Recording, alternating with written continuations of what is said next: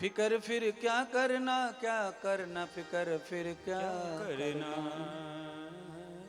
पर तुम्हारी फिक्र तभी मिटेगी जब वो ऐसा हो जो मैं कह रहा हूं। मेरी खुद की जिंदगी की सारी चिंता परमात्मा को है। मैं किसी के ऊपर भी आश्रित नहीं रहता बिल्कुल, और इसीलिए मैं किसी को नहीं पालता। अकेला, जो कोई कर ले वो सही, नहीं कर ले वो सही। सब अपनी अपनी जिंदगी जियो, अपने अपने तरीके से जियो। कल्याण करना है तो इंद्रदेव की बात मानो, बाकी तो जीने के लिए कुत्ता बिल्ली की तरह कैसे भी जियो, कहीं भी सो कहीं भी खाओ।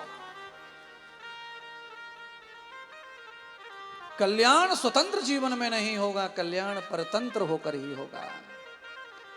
कर्मस्य स्वतंत्र प्रवृत्ति, कर्म स्वतंत्र है पर फल परतंत्र है। और परतंत्रता का मतलब होता है अधीनता। और जब आप स्वतंत्र हो जाए, जो मन में आया जो कह दिया, जो मन में आया वो लिख दिया, जो मन में आया वो बोल दिया, वो आदमी नरक में जाएगा, वो दुख में जाएगा, क्लेश में जाएगा। उसकी जिंदगी में कभी भी उसके सपने पूरे हो सकते नहीं है। आपके दिल दिमाग में जो चल रहा है अगर वो ही हम करें तो अपन फंसेंगे। क्यों गुरु चाहिए फिर भाई? हमारे पास में इतनी भयंकर बुद्धि है, इतना बड़ा दिल है, इतना विचार है, इतनी खोपड़ी है, इतना ज्ञान है, तो हमें गुरु क्यों चाहिए? हमें काहे को कथा करना, काहे को इतने पैसे खर्च करना? फिर ये सवाल राम जी से पूछा जाए तो समाधान मिल सकता है। राम जी स्वयं परमात्मा है, फिर गुरु काहे को बनाया? कृष्ण स्वयं परमात्मा है, फिर गुरु काहे को बनाया है? परमात्मा कृष्ण के बारे में तो एक श्लोक प्रचलित है, कौन सा श्लोक प्रचलित है? कृष्णम वंदे। अच्छा, वो सारे जगत के गुरु हैं, फिर वो काय को गुरु बनाए मारे?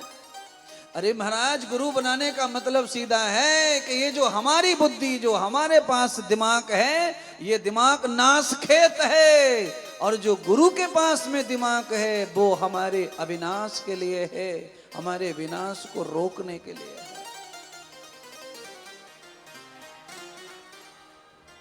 आवश्यकता है गुरु वाक्यों को रखना संभाल के। गुरे सब जान गए, गुरु वाणी को रखना संभाल के। गुरु वाणी में गहरा राज है, जो जाने हैं महिमा इन्हीं की।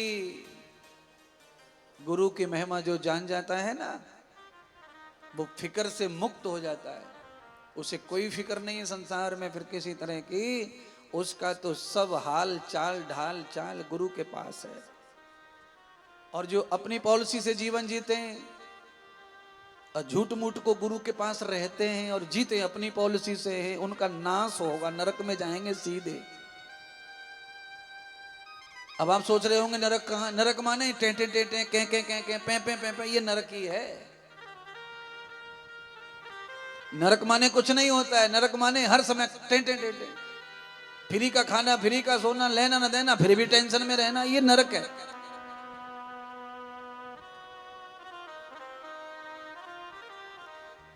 अरे कमाना पड़ नहीं रहा, लाइट बिल भरना नहीं पड़ रहा, कुछ करना नहीं पड़ रहा है और खुश भी नहीं है, इसी को नरक कहते हैं।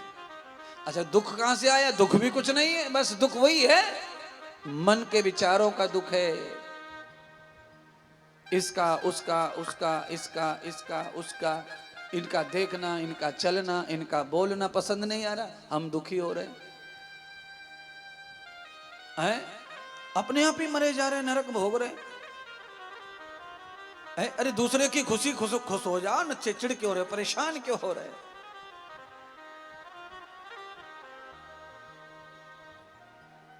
क्या बट रहा है? किसी को आनंद आ रहा है, किसी को सुख मिल रहा है, जिस काम को करने में तुम करने दो ना। तुमको भी लगना है तो तुम भी लाइन में लग जाओ, तुम भी वही काम करने लग जाओ। पर दूसरे के काम को देखकर हम चिढ़े, गुस्सा करें, मरे, भुने, और कुछ नहीं कर सकते। अपनी मर जाओ, आनंद से भी वंचित हो जाओ। पूरी आनंद ही नहीं मिला पूरी लाइफ में, फिर क्या फायदा है? अरे मेरे सिर पर राधे श्याम, फिकर फिर क्या करना। फिकर फिर क्या करना, क्या करना, क्या करना, अरे मेरे सिर पर भोलेनाथ, फिकर फिर क्या करना। अच्छा एक बात बताओ, आप ऐसे चल के जा रहे हैं, अचानक चलते चलते तुम्हारी खोपड़ी पे बड़ को पेड़ आ जाए तो फिर धूप लगे?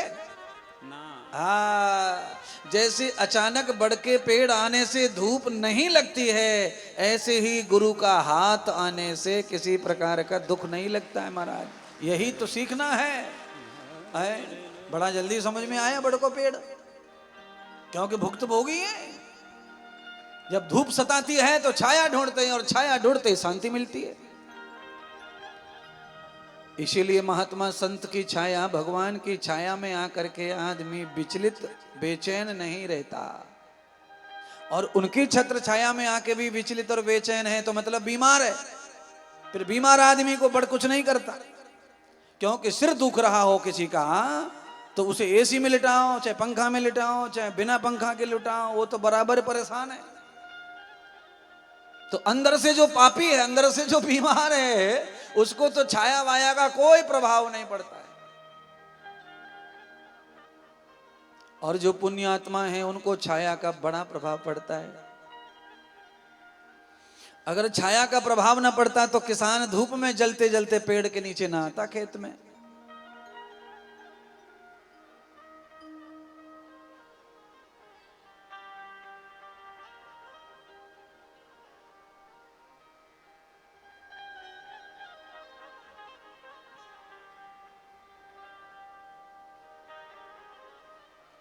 आपने एक पंक्ति सुनी होगी, पहले कैसेट में बजा करती थी, मुझे अच्छी तरह याद नहीं आ रही है।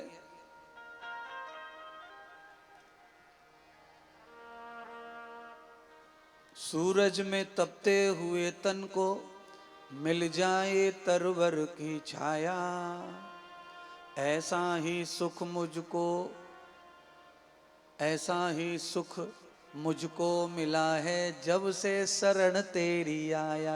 हे राम, हे राम। जैसे कैसेट में गाया उस तरह नहीं गा पाया मैं, गा दूंगा, पर मेरे पास कला है उस तरह की। तो ना ना ना ना ना ना ना ना ना ना ना ना ना ना ना ना रे ना,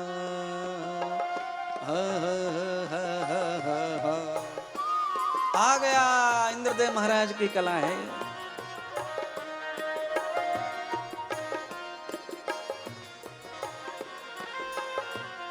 ऐसा ही सुख मुझको मिला है जब से शरण तेरी आया। हे राम,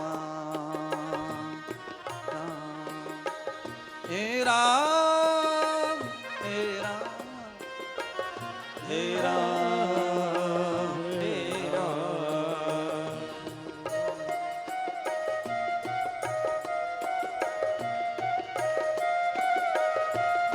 आया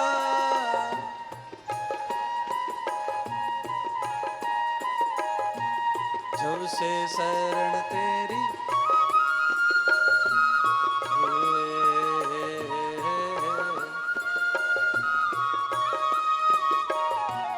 तेरी बांसुरी के साथ ही गाने को मन कर रहा है, पर ये सेटिंग ना बैठ रही आके।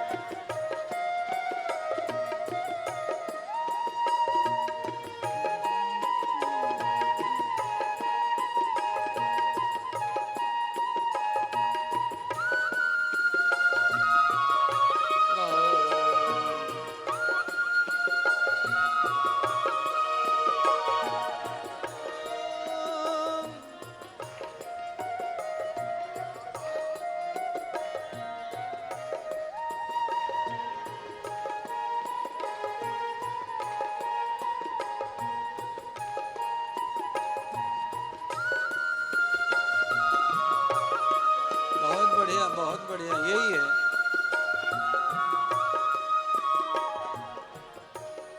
बिल्कुल यही यही यही है।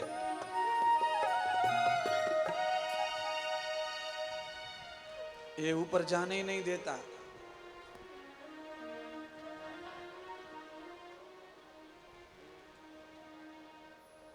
सूरज की गर्मी में तपते हुए तन को मिल जाए तरवर की छाया, ऐसा ही सुख मुझको मिला है जब से शरण तेरी हे राम।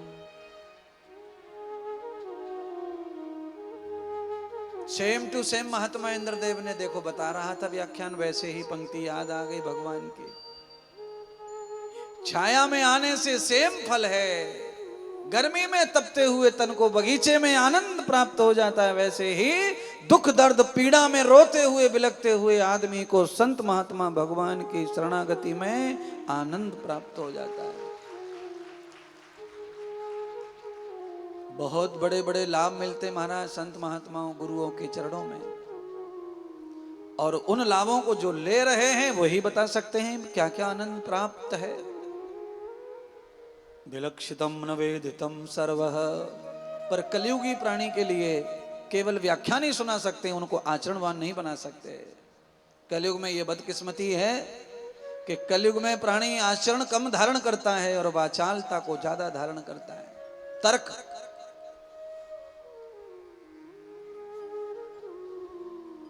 अगर आपको शांति चाहिए तो कहां मिलती है शांति, आप ही बताओ।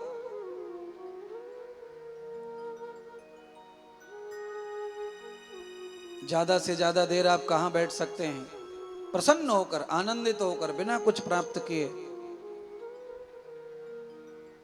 रुचि अनुसार आदमी बैठता है, रुचि अनुसार।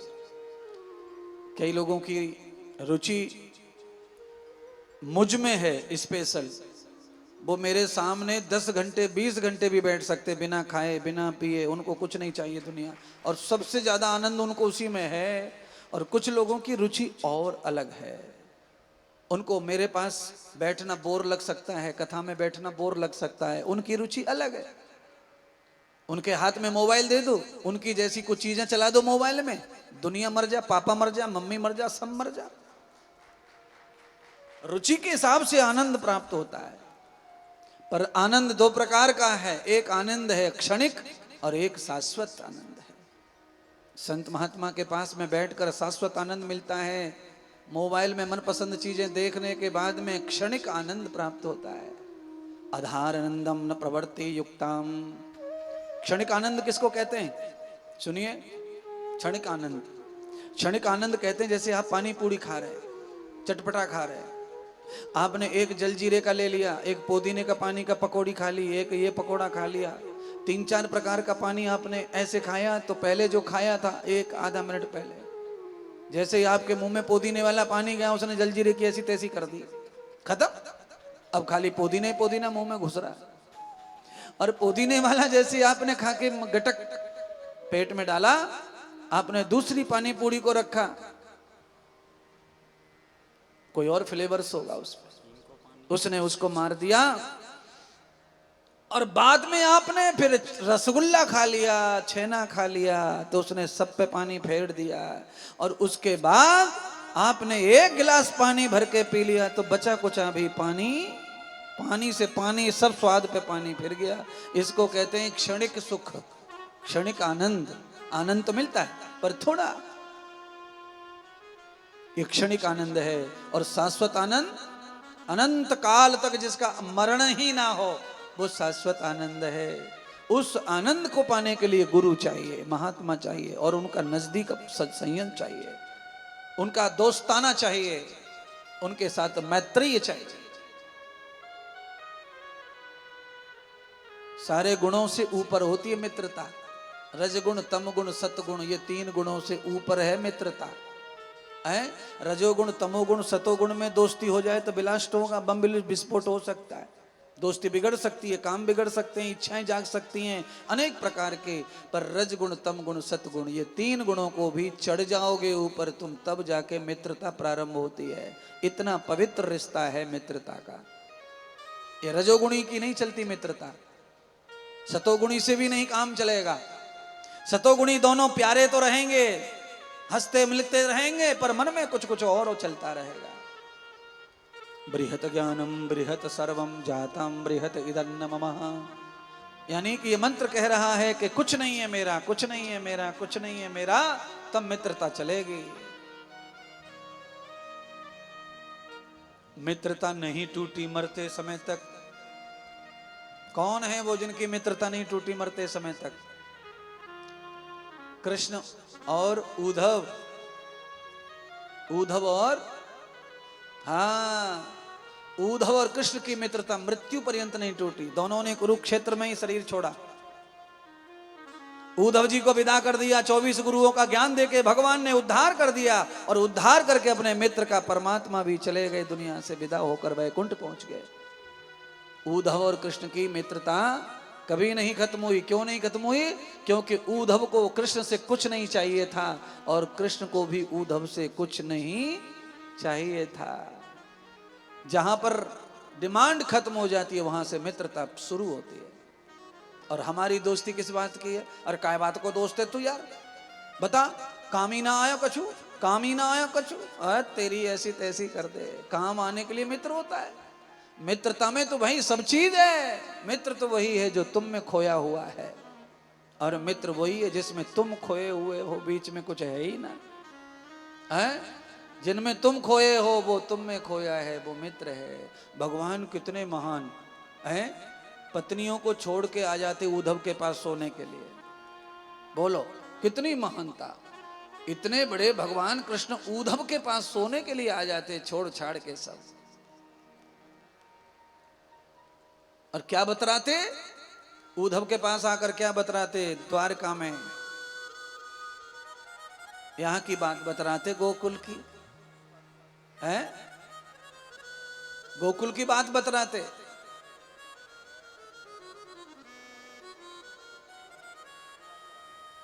कि याद ऊधों,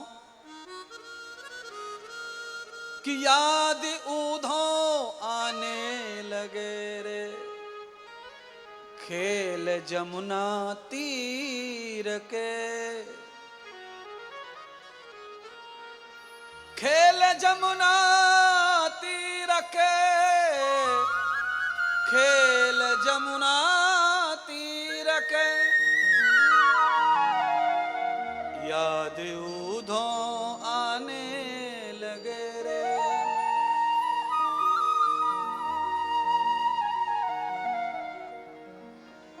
कभी कभी बुढ़ापे में बचपन की याद आ जाए तो आंसू से आ जाते महाराज। क्यों? बचपन के जो खेल हैं ऐसे हैं कि उनमें मिट्टी कुट्टी कपड़े पे लग जाए तो फिक्र रहती, फिक्र नहीं रहती है। बच्चे का पैर भी गोबर में सन जाए ना तो भी वो खेलना बंद नहीं करता। क्यों? क्योंकि वो निर्लेप है द्वंद से, उसमें द्वंद नहीं है। और जिस व्यक्ति में द्वंद आ जाए और फिर पैर बिगड़ जाए तो पहले पैर धोएगा, पोंछेगा, फिर बल्ला उठाएगा।